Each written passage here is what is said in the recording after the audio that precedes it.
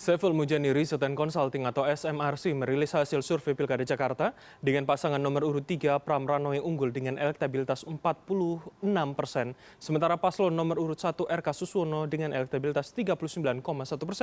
Lalu apakah kondisi ini akan menggambarkan hari pencoblosan kelak atau masih dapat berubah seiring dengan waktu? Dan untuk membahasnya sudah bersama kami dua orang narasumber, yakni Direktur Eksekutif SMRC Denny Irvani, serta jubir pasangan Pram Rano Ciko Hakim. Selamat malam. Mas Denny, Bang Ciko, apa kabar? Selamat malam, Bram. Malam, Bung Denny, Bram. Selamat malam semuanya, dan saya juga harus disclaimer kepada para narasumber dan juga pemirsa di rumah bahwa kami sudah mencoba untuk menghubungi tim SES dari pasangan RK Suswono untuk bergabung, namun sayangnya tidak ada yang bisa bergabung pada malam hari ini. Saya ke Mas Denny terlebih dahulu. Kalau begitu, Mas Denny, ini menarik, dalam survei Anda yang menjawab tidak tahu ada 9,8. Jadi langsung saja, artinya itu akan cukup menentukan karena selisihnya masih di angka 6% sekian begitu, atau jangan-jangan ya itu akan apa ya, tidak akan cukup signifikan 3 minggu terakhir begitu, migrasi dari yang belum menjawab tadi, Mas. Baik, terima kasih Mas Bram. Jadi dalam survei ini paling tidak ada beberapa poin ya yang bisa kita simpulkan. Yang pertama adalah competitiveness ya. Dari 3 calon yang kompetitif itu 2, yaitu pasangan Pram Rano dan RK Suswono. Sementara satu pasangan lagi, pasangan Dharma Kun, itu kita lihat jauh di bawah, tidak kompetitif atau belum kompetitif. Yang berikutnya adalah gap yang signifikan antara 2 pasangan yang paling kompetitif itu kita menemukannya. Dengan jarak 6,9%, statistically speaking itu adalah jarak yang signifikan. Artinya apa? Artinya survei ini menemukan bukti yang meyakinkan bahwa ketika pada waktu survei dilakukan, memang dukungan masyarakat Jakarta lebih besar kepada pasangan nomor urut 3 dibanding pasangan nomor urut 1. Itu yang kalau kita bandingkan ada temuan survei dari Lembaga Survei Indonesia 3 minggu sebelumnya, itu kan mereka tidak menemukan bukti siapa yang unggul. Nah, kalau sekarang ini bedanya, kami menemukan bukti yang meyakinkan bahwa pasangan Pram Rano unggul. Yang ketiga, kita juga punya temuan di mana belum ada calon yang dapat suara di atas 50% plus. Oke. Ini ya karena di Jakarta kan syarat menang harus 50% plus. Nah, kalau survei dengan margin error 2,9% seperti yang kami lakukan, paling aman itu untuk bisa menyimpulkan ada calon yang akan memenangkan satu putaran, mestinya ada calon yang dapat 53%. Sementara ini kita belum menemukan. Jadi peluang untuk satu putaran kita belum bisa katakan ke sana. Tetapi kalau lihat dari elektabilitas calon, bisa saja itu terjadi apabila ada calon itu mampu menarik dari 0,8% yang masih belum menentukan pilihan. 1 atau 2 putaran saya akan bahas itu nanti di segmen berikutnya. Saya ingin fokus dulu pada yang belum menjawab atau menjawab tidak tahu 9,8. Angka yang cukup besar, lebih besar dari jarak yang Anda katakan signifikan di 6,9%. Mana yang lebih mungkin migrasinya ketika itu nanti terjadi pada 3 minggu lagi begitu, Mas Denny? Ya, angka 9,8% pada yang belum menentukan pilihan ini sebetulnya sangat menentukan ya, menentukan hasil. Dan tentu kalau kita bedah lebih jauh, mereka itu karakteristiknya tersebar secara demografis, tidak mengumpul pada satu kelompok masyarakat tertentu dari berbagai aspek, dari gender, etnis, agama, itu ada di setiap kelompok-kelompok pemilih gitu ya. Kalau di level misalnya generasi misalnya, di sana kami menemukan orang yang cenderung lebih tua itu masih wait and see. Jadi itu saya kira nanti akan menjadi catatan penting juga bagi para calon bagaimana menggrab masa pemilih yang masih mengambang itu. Di samping tentu kalau bagi pasangan misalnya Ridwan Kamil tidak cukup hanya mengandalkan masa yang masih mengambang itu, karena kalaupun di blok semua kepada pasangan Ridwan Kamil Suswono belum cukup untuk mendapatkan suara 50% plus. Mesti ada upaya untuk menurunkan elektabilitas dari calon lain. Berbeda kalau Pram Rano. Kalau Pram Rano saya kira dia adalah posisi yang lebih leluasa gitu ya untuk bisa menarik masa mengambang itu sudah cukup untuk bisa membuat dia unggul di atas 50% plus. Oke, baik-baik. Saya ke Mas Ciko terlebih dahulu. Jadi artinya waktu masih ada 3 minggu lagi kurang lebih Bang Ciko. Jadi apa yang cukup mempertahankan saja dengan angka yang ada sekarang 46%, atau kemudian target dari Pram Rano adalah bisa lebih lagi, apalagi debat masih ada satu lagi nih Bang Ciko? Tentunya untuk bisa lebih lagi ya, saya rasa semua paslon juga menginginkan kemenangan di satu putaran, sekali putaran saja.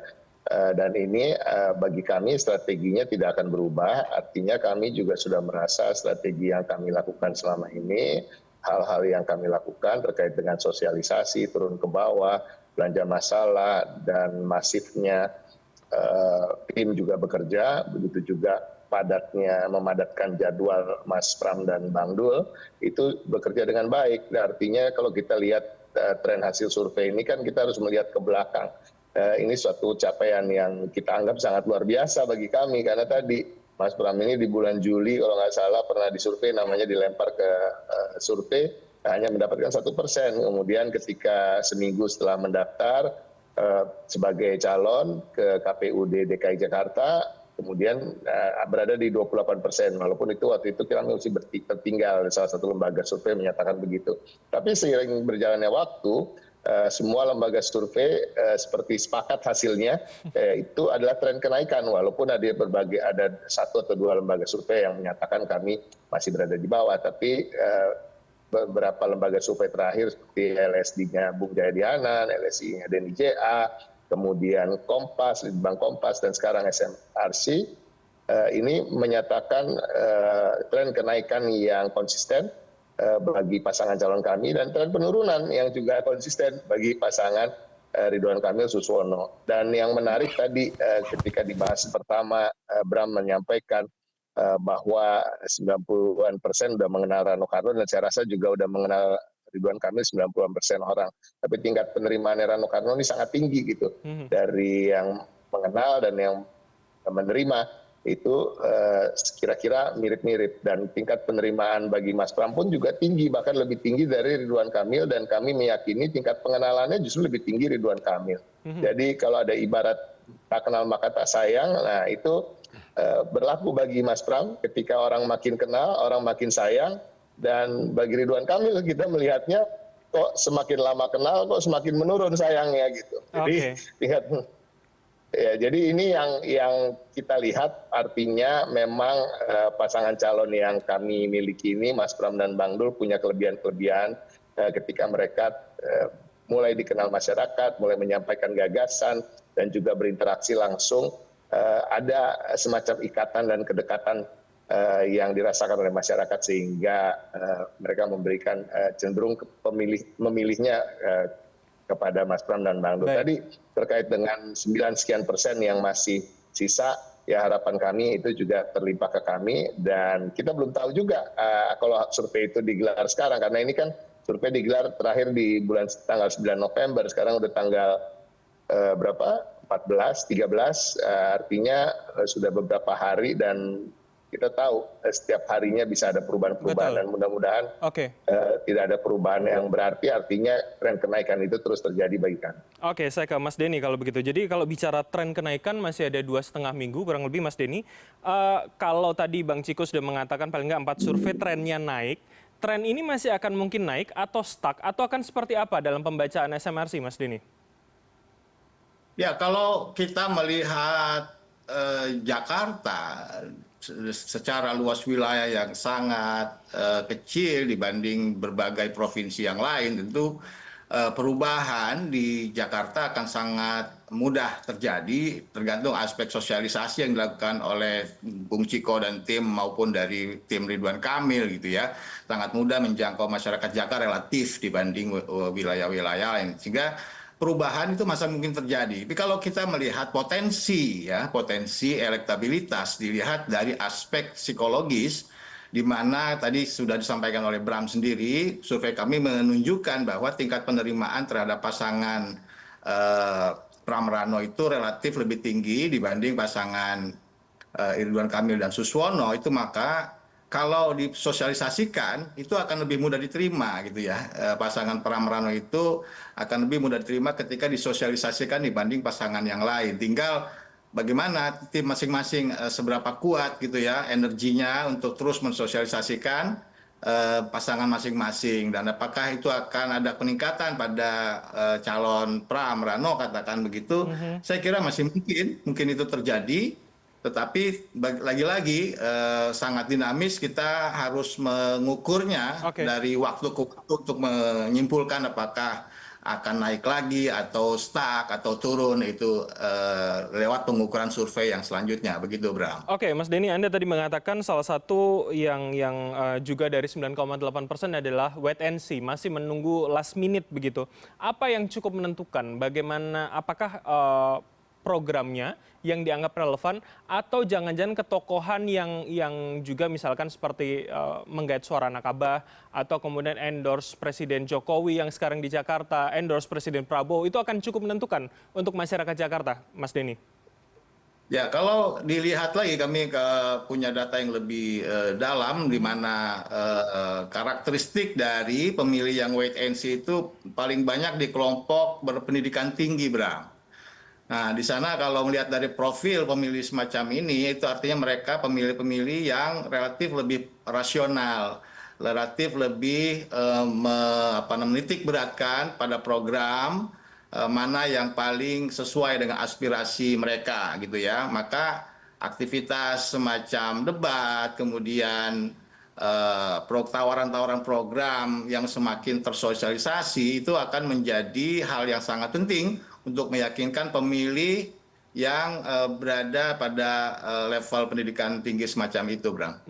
Oke, baik-baik. Jadi artinya PR-nya adalah sosialisasi juga relevansi begitu ya, dengan mereka yang cukup kritis terhadap apa yang dibawakan oleh masing-masing paslon. Nah itu bagaimana Bang Ciko menerjemahkannya di sisa waktu yang tinggal sedikit, yang mungkin jangan-jangan tidak semua masyarakat ini juga bisa tersentuh oleh paslon Anda begitu, Bang Ciko? Yang pasti memang akan ada kantong-kantong atau sudut-sudut di Jakarta ini yang tidak tersentuh. Walaupun tadi disampaikan oleh Bung Denny bahwa relatif lebih mudah, itu udah pasti. Tetapi kalau kita melihat dari data Bawaslu ya, Bawaslu itu punya data terkait dengan keaktifan daripada paslon-paslon di semua paslon 01, 02, 03, yang kemudian disimpulkan bahwa memang paslon kamilah yang paling aktif turun ke masyarakat, turun ke bawah, dan melakukan kegiatan-kegiatan, baik juga timnya ketika kita menggelar misalnya sembako murah, atau kita menggelar sosialisasi, melakukan deklarasi-deklarasi, itu dibandingkan dengan paslon lain, kita lebih, kira-kira kegiatannya itu lebih banyak 20% gitu. Jadi artinya alhamdulillah, karena memang sejak awal diawali dengan kita dalam posisi yang tertinggal, jadi semangat kita justru lebih membara dalam tanda kutip ya, dan kemudian melakukan sosialisasi yang lebih intens dan masif. Dan ini akan terus kita lakukan, walaupun tentunya tadi ada juga aspek-aspek terkait dengan hal-hal yang di luar kampanye, ya, baik dari paslon-paslon masing-masing, tapi terkait dengan endorsement misalnya.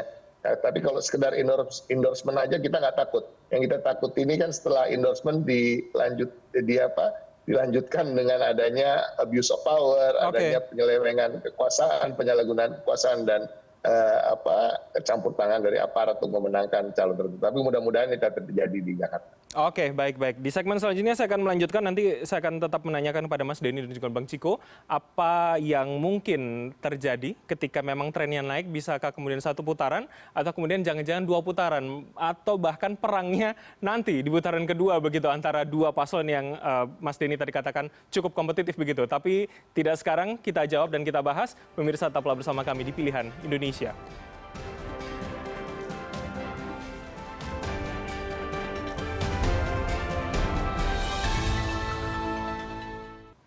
Anda masih bersama kami di Pilihan Indonesia dan saya masih dengan dua orang narasumber, ada Mas Denny Irvani dan juga Bang Ciko Hakim. Saya ke Bang Ciko terlebih dahulu. Jadi Bang Ciko, dengan kondisi seperti ini, tren yang Anda sebutkan tadi keyakinannya naik dan optimisme itu masih ada. Jadi lebih yakin atau menjadi prioritas itu satu putaran atau yang penting dua putaran? Yang penting tidak ada yang sampai 50% begitu, Bang? Enggak lah, yang penting satu putaran, insya Allah.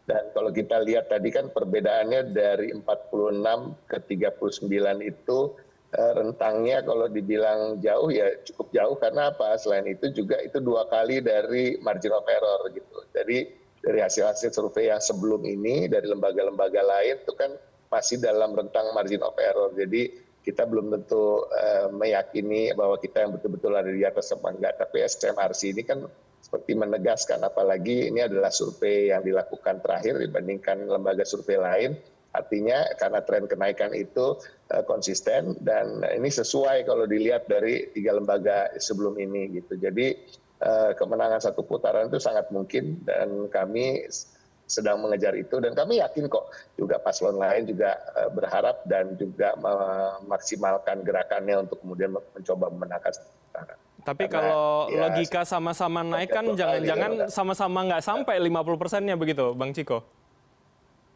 Ya masalahnya kan tadi, kalau kita bicara tren, pasangan Ridwan Kamil dan Suswono ini trennya kan penurunan. Kalau kita bicara di awal-awal bulan Oktober kan mereka di 53% surveinya.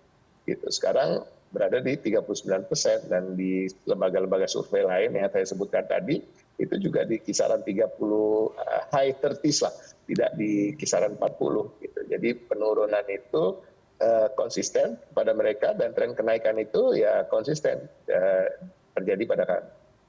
Oke, baik-baik. Saya ke Mas Denny kalau begitu. Jadi artinya Mas Denny, ketika banyak survei sudah keluar, waktu sudah semakin mepet, masing-masing kan pasti akan saling menggenjot lagi mesin politiknya. Nah, siapa akan menggerus siapa dalam pembacaan SMRC begitu hingga 2 minggu ke depan begitu, Mas? Ya, Bram, jadi dalam 2 minggu ke depan ini segala kemungkinan masih bisa terjadi ya, Bram. Jadi, tapi kalau kita melihat fakta terakhir di mana pasangan Pramrano mendapat suara yang lebih besar, itu artinya kemungkinan terjadi satu putaran, ada yang menang di atas 50% plus, ya mungkin juga bisa saja terjadi. Dan dari fakta seminggu terakhir ini yang lebih dekat untuk mencapai angka itu kan pasangan Pramrano. Tapi saya tidak ingin menyimpulkan itu satu-satunya kesimpulan. Bagaimanapun dalam 2 minggu ke depan pasangan RK Suswono masih mungkin bisa mengejar, bisa melewati Pramono Rano. Jadi hati-hati juga Bang Ciko dan teman-teman gitu ya. Kalau terjadi kenaikan yang signifikan pada RK Suswono, sebaliknya Pramrano ternyata menurun, itu juga akan bisa mengubah keadaan. Dan juga tergantung bagaimana gerakan dari pasangan nomor urut 2 nih. Pasangan nomor 2 yaitu Dharma Kun, ya kan. Nah, itu kan sekarang dapat 5,1%. Kalau dia membesar ya udah semakin menurunkan kemungkinan satu putaran. Tapi sejauh ini sih kami melihat tanda-tanda pasangan itu membesar kelihatannya kecil gitu Oke, ya. baik. Kemudian malah melemah sehingga potensi satu putaran itu masih bisa memungkinkan. Oke, walaupun pintu lain yaitu 2 putaran masih cukup mungkin terjadi. Nah, kami publik mencoba membayangkan dan membandingkan begitu ya dengan apa yang terjadi pada 2017, Mas Denny. Ketika 2017 putaran kedua, maka migrasi suara akan lebih mudah kami publik menghitungnya. Bagaimana ketika 2 putaran terjadi hari ini? Anggaplah kemudian paslon nomor urut 2 hanya 5%, yang belum menjawab 9,8. Siapa akan ke siapa? Migrasinya akan seperti apa kemungkinannya, Mas Denny? Ya, secara data itu saya harus analisis ya, Bram. Tidak bisa duga-duga. Harus saya akui, saya belum melakukan analisis apakah pemilih Dharma akan pindah kepada salah satu pasangan yang lain yang lebih besar atau seperti apa. Tapi bagaimanapun kondisi saat ini agak beda nih, Bram. Kalau dulu 3 pasangan, yang paling bawah pun itu lumayan kompetitif. Waktu itu angkanya sekitar 17 atau 16% pada siapa namanya? AHY Silvi. Pada AHY. Nah, kalau sekarang kan tidak gitu ya. Jadi saya kira peluang satu putaran itu masih sangat mungkin gitu ya, Bram. untuk terjadi, dan apakah itu pada Pram Rano atau RK Suswono, itu mungkin pertanyaannya. Oke, oke, baik. Terakhir saya ke Bang Ciko kalau begitu. Jadi Bang Ciko, di waktu yang sempit ini, adakah kemudian cara terakhir, apakah anak Abah juga akan kemudian menjadi poin utama, Anies Baswedannya kemudian nanti akan dijadikan langsung untuk bersama dengan pasangan Pram Rano, begitu Bang Ciko? Kita lihat aja nanti. Tapi bagi Mas Pram dan Bang Dul atau Rano Karno, bagi kita memang endorsement dari tokoh publik itu atau tokoh politik yang mempunyai pengaruh itu penting. Tapi bagi kami ini terbukti terkait dengan kenaikan elektabilitas kami yang selama ini belum sepertinya mendapatkan endorsement dari tokoh-tokoh yang kita bisa bilang bisa mempengaruhi pilkada Jakarta sekalipun. Tren kenaikan kami sudah cukup baik. Jadi memang kami tetap merasa perlu ada endorsement, tetapi utamanya adalah kami meyakini suara itu ada di masyarakat, apalagi masyarakat Jakarta yang relatif tidak terlalu mengkultuskan individu karena juga berbanding lurus dengan tingkat pendidikannya yang lebih tinggi daripada daerah-daerah lain. Di sini banyak sekali 70% lulusan SMA, sedangkan di banyak daerah di Indonesia lebih banyak lulusan SMP atau bahkan di bawahnya. Artinya betul-betul mereka melihat gagasan, program, dan sosok yang bisa membawa kesejahteraan bagi mereka dan keadilan ke depannya untuk di Jakarta ini. Tapi kembali lagi, kalau Mas Anies memang ingin mengendorse secara langsung, ya tentu saja kami sangat welcome. Oke, baik, baik. Kami publik akan menunggu 2 minggu ke depan akan seperti apa, akan sama atau jangan-jangan berubah secara ekstrim begitu. Terima kasih waktu para narasumber, ada Mas Denny Irvani, Direktur Eksekutif SMRC, serta Bang Ciko Hakim Jubir Pram Rano telah bergabung sama kami. Selamat malam, sehat selalu semuanya. Selamat malam, terima kasih. Assalamualaikum. Terima kasih. Bang Denny, Waalaikumsalam.